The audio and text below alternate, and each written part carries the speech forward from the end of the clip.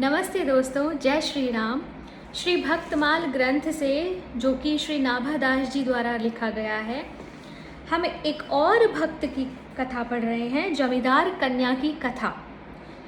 तो श्रद्धा विश्वास पूर्वक अनन्य भाव से, अनन्य अर्थात एक्सक्लूसिव, केवल अपने इष्ट देव के चरण कमलों में हृदय की आसक्ति को ही भक्ति कहते हैं। श्रद्धा का यह भाव मूर्ति के माध्यम से भक्त अपने आराध्य तक पहुंचाता है और उस भक्ति सूत्र से बंधे होने के कारण भक्त के आवाहन पर भगवान अपने वैकुंठ लोक को छोड़कर उस तक पहुंच जाते हैं। यहाँ एक जमींदार कन्या के प्रेम की इसी दिव्यता का वर्णन है। बहुत पहले की बात है, एक जमींदार के 2 पुत्र और एक कन्या थी। एक बार जमींदार के यहाँ उनके श्री गुरुजी महाराज आए। जमींदार ने उनका बड़ा ही स्वागत सत्कार किया। जब गुरुजी श्री शालग्राम भगवान की सेवा करने लगे तो जमींदार का पूरा परिवार वहाँ आकर बैठा। बाल सुलभता वश जमींदार की कन्या को शालग्राम भगवान की सेवा देख बड़ा आनंद आया और उसने श्री गुरुजी महाराज से ठाकुर जी की एक मूर्ति के लिए निवेदन किया कि मुझे भी सेवा करने के लिए दे दीजिए। पहले तो गुरुजी ने मना किया, पर बाल हट देखकर एक पत्थर का टुकड़ा दे दिया। बालिका ने पूछा कि गुरुदेव, मैं अपने भगवान को क्या कहकर पुकारूंगी? तो उन्होंने हंसते हुए कहा, तुम इन्हें सिलपिल्ले भगवान कहना। श्री गुरुजी महाराज ने सामान्य ढंग से पूजा विधि भी बतला दी। अब वह जमींदार कन्या नित्य बड़े ही प्रेम और भक्ति भाव से अपने सिलपिल्ले भगवान की सेवा पूजा करने लगी। धीरे धीरे उसे इस कार्य में इतनी रुचि हो गई कि सिलपिल्ले भगवान की पूजा करने के अतिरिक्त उसका किसी अन्य कार्य में मन ही न लगता। भगवान को भी उसकी सेवा पूजा में बहुत आनंद आता, क्योंकि उन्हें तो केवल हृदय का शुद्ध भाव ही चाहिए। वे उस पत्थर के टुकड़े की गई पूजा को ही अपनी पूजा स्वीकार कर लेते हैं। कालांतर में जब जमींदार की मृत्यु हो गई तो उसके दोनों पुत्र अलग अलग रहने लगे। जमींदार की पुत्री भी अपने एक भाई के साथ रहने लगी।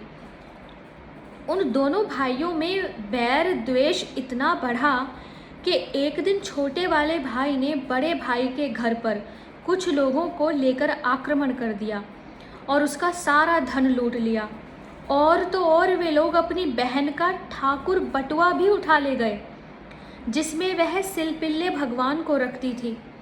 अब तो उसने सिलपिल्ले भगवान के विरह में अन्न जल का त्याग कर दिया। यह बात जब गांव वालों को पता चली तो उन लोगों ने जमींदार पुत्री को समझाया कि झगड़ा भाइयों का है, तुम्हारे लिए तो दोनों लोग एक जैसे ही हैं। तुम जाकर अपने भाई से अपना ठाकुर बटुआ मांग लो। बड़े बुजुर्गों के इस तरह समझाने पर वह उस गांव में गई जहां दूसरा भाई रहता था। उसने भाई से अपने ठाकुर बटुआ की मांग की और कहा कि मैं अपने सिलपिल्ले भगवान की सेवा पूजा के बिना अन्न जल नहीं ग्रहण करूंगी और अपने प्राण त्याग दूंगी। यह सुनते ही भाई ने कहा, तुम घर में जाओ, वहाँ सभी ठाकुर जी एक ही स्थान पर विराजमान हैं। तुम अपने सिलपिल्ले भगवान को पहचान कर ले जाओ। भाई के पास ही एक व्यक्ति और बैठा हुआ था। उसने व्यंग करते हुए कहा कि यदि तुम्हारा अपने सिलपिल्ले भगवान से इतना ही प्रेम है तो अंदर जाने की क्या ज़रूरत है, उन्हें ही अपने पास बुला लो। अब तो उस जमींदार कन्या के नेत्र अश्रुपूर्ण हो गए। उसके प्रेम और भक्ति पर यह व्यंग था।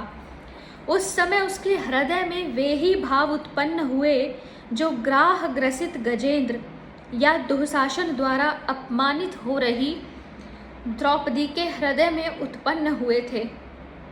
उसने प्रार्थना की कि प्रभु, मेरे प्रेम की लाज जा रही है, उसकी रक्षा करो। घट घट वासी भगवान उस अनन्य भक्ता से भला कैसे दूर रह सकते थे? उसकी पुकार हुई नहीं कि वे आकर उसके हृदय से लग गए। यह अघटित घटना देखकर उस व्यक्ति के साथ साथ भाई भी आश्चर्यचकित हो गया। उसने क्षमा मांगते हुए बहन के चरणों में प्रणिपात किया कि हमारे धन्य भाग्य हैं कि तुझ जैसी भक्ता हमारी बहन है। मुझसे भूल हो गई बहन, इतने दिन तू बड़े भाई के यहाँ रही, अब मेरे यहाँ रह। जमींदार कन्या ने कहा, भाई मैं तो दोनों की बहन हूँ, तो एक के यहाँ क्यों रहूँ, तू भी बड़े भाई के ही साथ रह। अब छोटे भाई में साहस नहीं था कि वह बहन की बात का प्रतिकार करता। उसने बड़े भाई से भी क्षमा मांग ली और सब लोग साथ साथ रहने लगे। इस प्रकार भगवान ने अपनी भक्ति का अद्भुत प्रभाव दिखाया।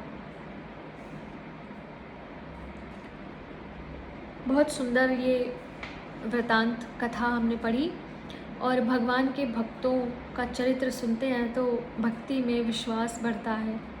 हरे कृष्णा।